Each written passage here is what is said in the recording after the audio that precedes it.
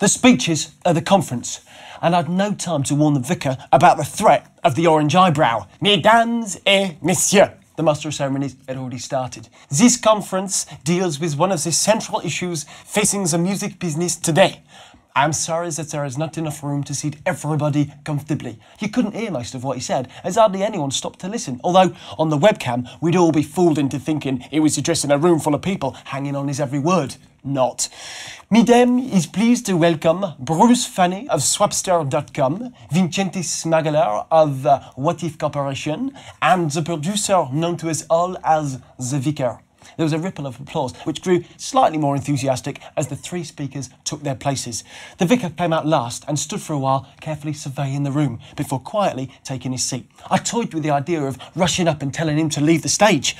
Too late. Bruce Fanny looked over and the vicar waved his upturned palm, inviting him to begin. He then sat back with his arms neatly placed on his legs, palms upward, and his face totally impassive. A bit like those paintings of Buddhist monks that you get in New Age shops at £2.50, the Spotted Duck, Wilton High Street. It seems I have to introduce myself. Bruce Fanny was on his feet, addressing the crowd. He looked like a college football player, complete with baseball cap. I'm Bruce. I'm the CEO of Swapster.com. Even now, as he started to speak, the noise level didn't drop much. Half the room was listening, but the other half were far more concerned with generally being cool. It was always going to be a rough ride for him, as no one in the industry liked his software, even if it was a devolved network with no central database and encryption, blah, blah, blah.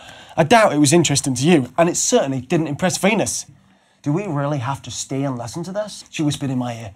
Nobody seems very interested. Well, I want to hear what the vicar has to say, I told her. He's usually pretty contentious. It should be fun.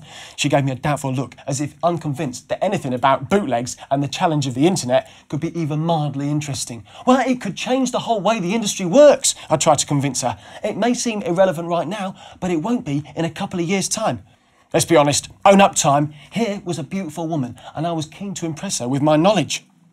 I told you, adrenaline and semen, the most powerful drugs in a man's life. Right now, you could say free downloads are not too much of a problem. Just another form of promotion, a bit like a song being played on the radio. Most people still want to buy the CD. Even as I said this, I heard that Bruce was saying exactly the same thing on the stage. Gave me a real buzz. This is the way to impress a girl, I thought. Show her that you know as much as the guy on the stage. It was almost as if I'd written the speech for him. But what happens next?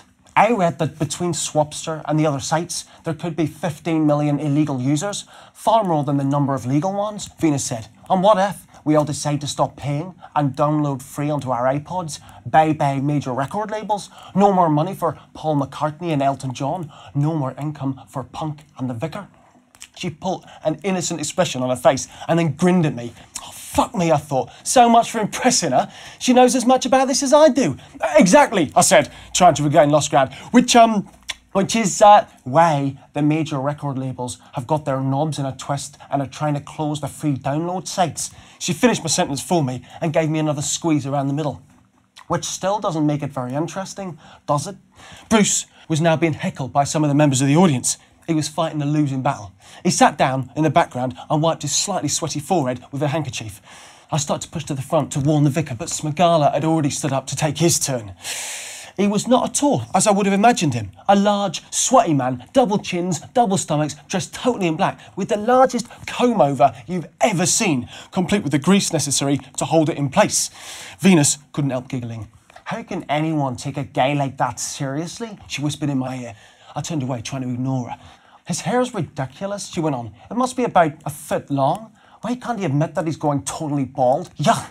As I turned away again, she bit my ear, which made me jump more than a little. Well, come on, punksters. It's difficult not to get a little distracted when you're having a vampire nibbling at your ear.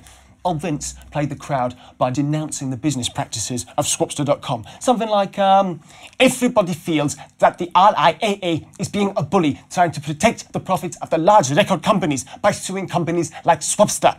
In truth, the RIAA is trying to protect the income of the musicians themselves. Or people always think of the super rich pop stars like Michael Jackson or Madonna and imagine that they don't need the money. But most musicians need their royalties to survive. Or musicians care about their music being stolen. We all know about Metallica, who are considering suing all the fans who have illegally distributed copies of their music. But if you want the rest, read the transcript. Between trying to be sociable with Venus and scanning the audience for a madman with an orange eyebrow, I can't claim to have paid a great deal of attention.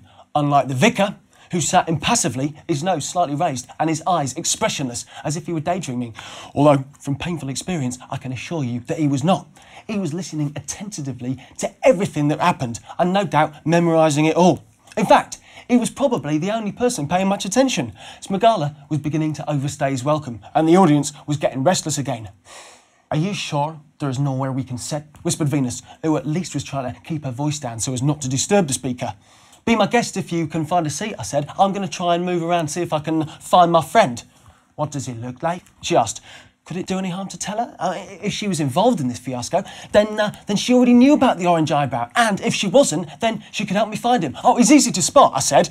"One of his eyebrows is dyed orange." "I'm not sure that's much help. What colour's his hair?" "Oh, that depends," I said, stalling for time. "It's one colour on Monday and a different colour on Tuesday. But his eyebrow, that never changes. It's sort of a calling card."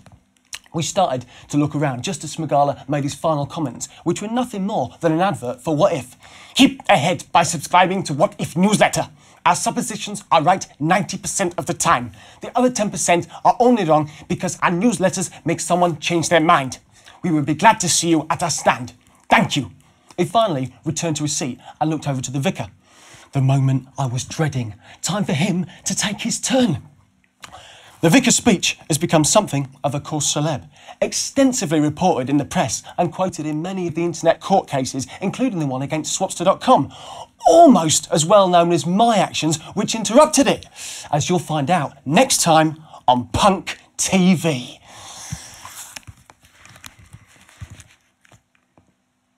Testing, testing, 1, 2, 3, 4, and now, brown cow. Hello? That boy's not cool.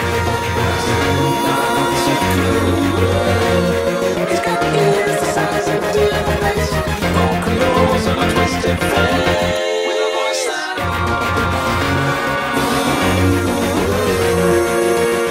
"Anyone who wishes to take photographs, now is the time," he said, stepping back from the podium slightly. He stood and smiled somewhat reluctantly for the numerous photographers who began to take their photos, any one of whom could have been the orange eyebrow. "Ah, Sanjos," said Lord Crappenley, sitting next to me. "So very classy. I've had some good holidays there too. I'm pleased you like it, Punk." He put his hand on my knee. "Oh!" I said, my voice raising several octaves with shock. But that was some time ago, and I don't go to those sort of places anymore, if you know what I mean.